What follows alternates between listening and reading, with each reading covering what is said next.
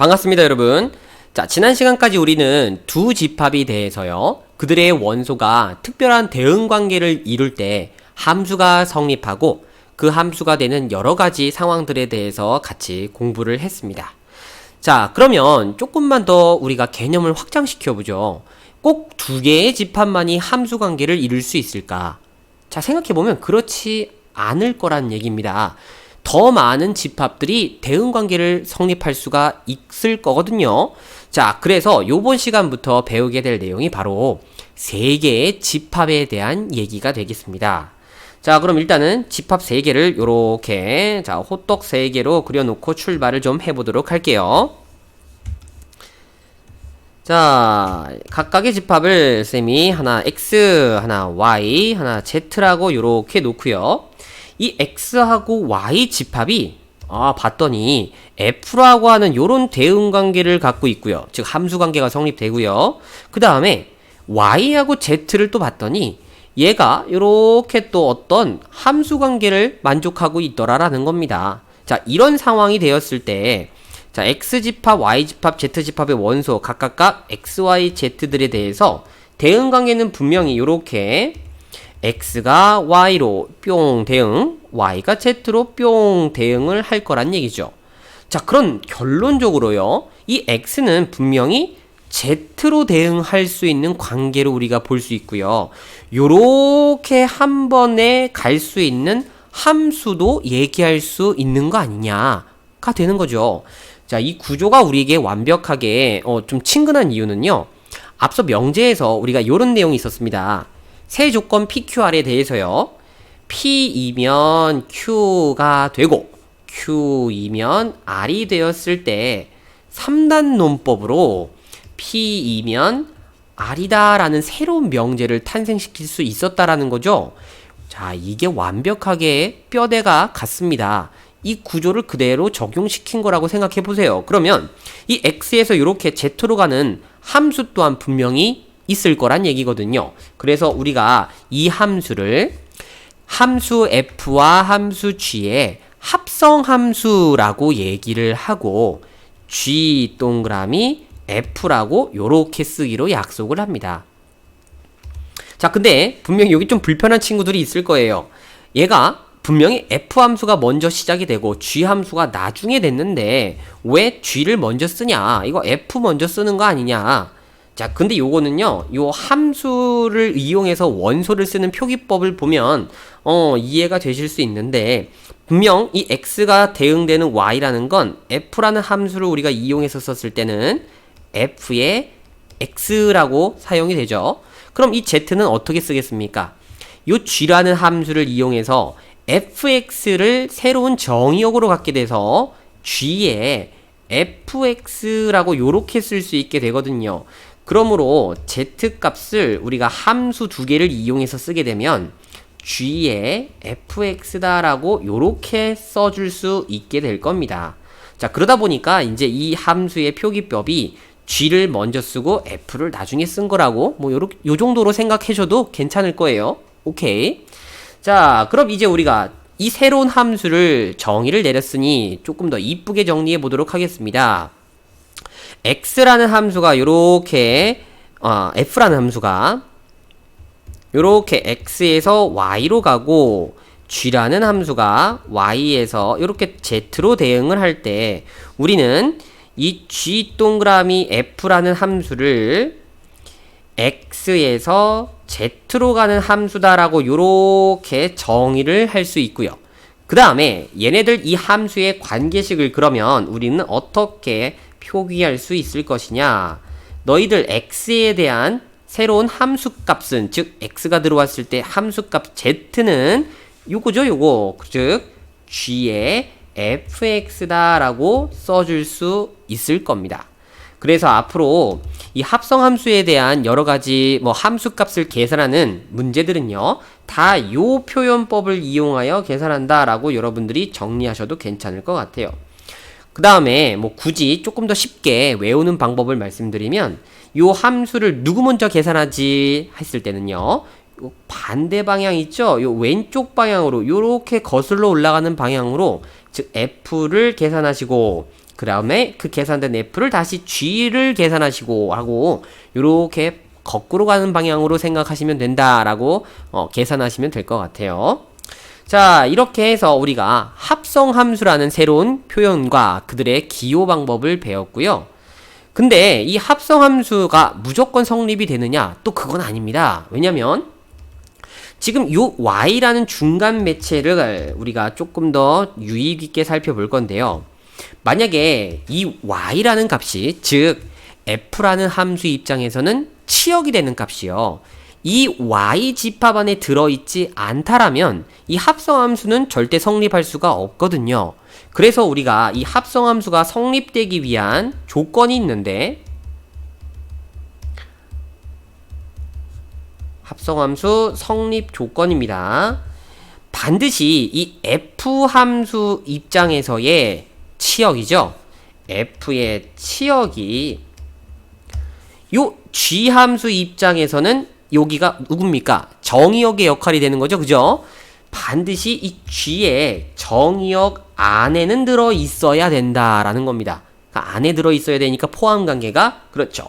f의 치역이 g의 정의역, 즉 먼저 하는 함수의 치역이 나중에 가는 함수의 정의역에 부분 집합이 성립이 되어야 우리는 합성함수를 정의할 수 있다라는 성립 조건을 얘기할 수 있어요. 그래서 나중에 이제 문제에서 보시면 합성함수가 성립이 되기 위한 조건이라던가 합성함수가 존재하기 위하여 뭐 여러 가지 값들을 범위를 설정해줘 라는 건 전부 다 얘네들 먼저 시작하는 함수의 치역이 나중에 가는 함수의 정의역이 이렇게 포함관계가 성립이 될 때 얘기할 수 있다 라고, 이것도 반드시 꼭 정리해 두셔야 되겠습니다. 자, 조금 연습을 한번 해보도록 할게요. 선생님 먼저 이렇게 이쁘장하게 그림을 좀 그려놨습니다. 자, 요런 세 집합에 대해서 각각의 FG가 요런 대응관계를 갖고 있을 때, 그러면 이 합성함수의 연결을 한번 좀 해줘봐 라는 겁니다. 자, 그럼 일단은요, 1이라는 원소가, 즉 X집합의 요 정의역이 분명히 F를 따라서 요렇게 5를 갈 거고요. 그럼 5를 거쳐서 이 친구는 C를 요렇게 갈 겁니다. 그 다음 2는 요렇게 7을 거쳐서 D로 갈 거고요. 근데 이 7을 거치는 게 2만 있는 게 아니죠. 요 4를 또 요 거쳐서 D를 갈 수도 있네요. 자, 그 다음에 3이라는 원소는 6을 거쳐서 요렇게 A로 가는 것처럼 보여질 겁니다. 그쵸? 그럼 우리가 얘네들을 마지막 합성해서 이 처음 출발과 도착만 연결하고 싶을 때는 중간을 요렇게 그냥 가리시면 됩니다. 그래서 얘네들 같은 색상의 연결만 좀 지어주게 되면요, 첫 번째 1은 어디로 갑니까? 요렇게 C로 간다라고 요렇게 연결해 줄 수 있고, 그 다음은 2하고 4는 D를 간다라고 해서 2하고 4는, 아이고 색깔을 맞춰야죠, 2하고 4는 요렇게 D를 간다. 그 다음에, 자, 너무 두껍나요? 요걸로 합시다. 1이 DC였죠? 오케이. 그 다음에 2하고 4는 초록색으로 D로 요렇게 간다는 얘기고요. 그 다음 마지막으로 요 3이 요거 중간을 거치는 거. 자, 이건 우리의 관심사가 아닌 거죠. 그죠? 이렇게 A로 간다 라는 이런 관계다라고 보여질 수 있다라는 거죠. 그리고 요거를 기호로 사용하게 되면 우리가, 자, G 합성함수 F를 요렇게 살펴주게 되면요, 너희들 만약에 정의역 1에 대한 함수값은 누구구나? 당연히 G의 F1 값을 보는 값으로서 누구구나? C다 라는 거를 요렇게 볼 수 있고, 그 다음에 G와 F의 합성에 대한 이하의 함수값은 누구구나? 이렇게 D. 그리고 G와 F의 합성에 따른 뭐 3값은 누구구나? A다 라고, 요런 식으로 우리가 얘네들 합성함수의 값을 살펴볼 수 있습니다. 자, 그러면 이런 합성함수에는 어떤 일반적인 성질이 좀 있는지 그것도 한번 살펴보도록 해볼게요. 자, 합성함수의 성질입니다.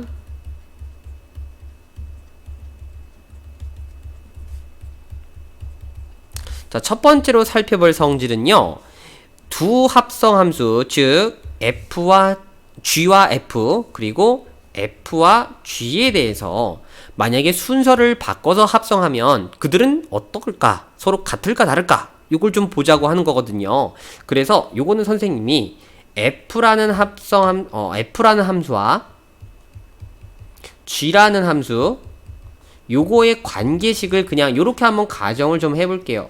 너는 마이너스 x, 너는 2x 플러스 1이다 라고 가정을 해보고 각각에 대하여 좀 관계식을 다시 한번 계산을 해보도록 하겠습니다. 그럼 첫 번째, 자 g와 f의 합성이라는 거는 f를 먼저 계산해서 요게 g 함수의 정의역이 되는 거죠. 그죠? 반드시 먼저 하는 함수의 치역이 나중에 가는 함수의 정의역이 된다라는 걸 잊으면 안 됩니다. 자, 그럼 요거는 당연히 g의 fx식을 요렇게 마이너스 x가 들어온 거니까 요 x 자리에 마이너스 x가 들어온 꼴이 되는 거죠. 그래서 2 곱하기 이건 한 번에 그냥 쓸까요? 마이너스 2x 플러스 1이다라는 식을 우리가 얻어낼 수 있습니다. 두 번째, 이번엔 f하고 g를 합성해보죠. 그럼 넌 당연히 요렇게 g를 f에 합성시킨 꼴이 되니까 자, 요거 f에다가 뭘 집어넣는 얘기가 되는 겁니까? 2x 플러스 1을 집어넣자. 그러므로 요 자리에 그대로 2x 플러스 1을 집어넣게 되면 마이너스 2x 마이너스 1이다. 그러므로 두 개의 합성함수의 식은 서로 같지 않다는 걸 확인할 수 있게 됩니다. 결론이죠. 일반적으로요. 합성함수에 대하여 교환법칙은 성립하지 않습니다. 자, 이거를 우리가 확실하게 볼 수 있겠죠. 그쵸? 자, 그 다음 두 번째, 요번에 살펴볼 내용은 그러면 세 개의 함수가 있을 때 FGH를 합성시킬 건데 누구부터? 야, 너부터 합성한 거랑 FGH를 합성할 건데 자, 너부터 요렇게 우리가 합성한 거랑 그 결과는 어떨까? 즉 결합법칙이 성립이 될까 안 될까를 보고 싶은 겁니다. 자, 그래서 요 친구는 어차피 성립을 우리가 증명을 보여줬으니 이제 지우고요. 자, 그러면 이제 요 내용을 한번 살펴보도록 하죠. 자, 그래서 H함수도 또 한번 선생님이 가정을 좀 해볼게요. H는 뭐 x제곱 마이너스 1이다 라고 요렇게 가정을 좀 한번 해보도록 하겠습니다. 자, 그럼 첫 번째 우리가 F 그리고 G하고 H를 합성한 자, 요거부터 한번 계산을 해볼게요. 그러면 요거는 F에다가 지금 G하고 H를 합성한 식을 요렇게 놓겠다라는 뜻입니다. 보여집니까? 그죠? 계산 순서가 요렇게 가는 거니까 그럼 우리가 요 친구부터 계산을 좀 해야 될 건데 이거는 G의 hx를 계산한 거예요. 그러면 hx는 x제곱 마이너스 1이니까 자, 요 식을 g 안에 그대로 놓겠다는 뜻입니다. 그래서 뭐가 되는 겁니까?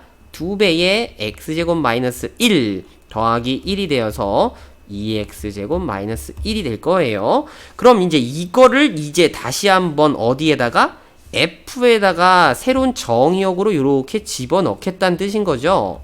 그럼 너는 누가 되는 겁니까? 마이너스 부호를 받쳐서 마이너스 2x제곱 플러스 1이다.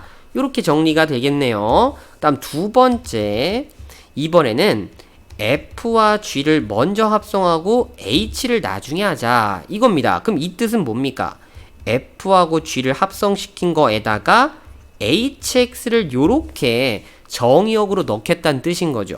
그럼 나는 요거를 다시 한번 정리를 해봐야 되는데 너는 f의 gx를 계산하는 거니까 g를 f에다가 넣겠다는 얘기가 되는 겁니다. 그럼 f의 2x 플러스 1이 되어요. 너는 누굽니까? 마이너스 2x 마이너스 1이죠. 그러면 요 친구를 지금 관계식으로 하는 요 식에다가 hx를 여기에다가 지금 집어넣고 싶겠다는 얘기예요. 그래서 다시 한번 식을 써주면 요 x제곱 마이너스 1을 정의역으로 했으니까 x자리에 그대로 집어넣어서 요렇게 모양이 만들어질 거고요. 그럼 넌 다시 한번 정리하면 2 마이너스 2x제곱 다음 플러스 이다라는 걸 볼 수 있게 됩니다. 자, 어떻습니까? 처음에 합성함수와 두 번째 합성함수의 결과가 서로 그쵸? 같게 되는 걸 우리가 직접 확인해 볼 수가 있어요. 그래서 일반적으로 요 세 개의 합성에 대한 함수가 비록 누굴 먼저 하느냐, 즉 결합법칙에 대하여 무조건 결과가 같다. 결합법칙이 성립한다라는 것을 우리가 살펴볼 수 있습니다. 자, 이 합성함수에 대해서요. 결합법칙 성립 안 하고요. 결합법칙은 죄송합니다. 결합법칙은 성립하고 교환법칙은 성립하지 않는다. 자, 정리가 여기까지 되었어요. 그 다음 세 번째로 볼 특이한 합성함수인데, 자, 이런 케이스가 있습니다. 만약에 F하고요. 뭘 내가 합성했는데 요게 F 그대로 아무 영향이 없다고 좀 해볼게요. 그럼 이 자리에 들어갈 함수는 어떤 합성을 시키더라도 그냥 계속 영향 없이 자기가 계속 나오게 될 거란 얘기거든요. 그런 함수를 우리가 뭐라고 불렀습니까? 항등함수라고 불렀죠. 그래서 우리가 항등함수를 i라고 요렇게 적어줄 겁니다. 그래서 모든 합성함수는요, 항등함수를 합성시켰을 때는 전혀 함수의 결과에 영향이 없다는 걸 우리가 알 수 있어요. 반대로 얘네들은 순서가 이렇게 바뀌어도요, 어차피 그게 그거다 그거죠. 그래서 유일하게 정말 유일하게 교환 법칙을 아무 때나 적용할 수 있는 합성 함수는 항등 함수가 포함되어 있다라고 요렇게 또 정리하시면 되겠습니다. 자, 요렇게까지 해서 우리가 새로운 합성 함수라는 표현법 그리고 그들의 성질까지 요렇게 정리하는 걸로 강의 마무리하겠습니다.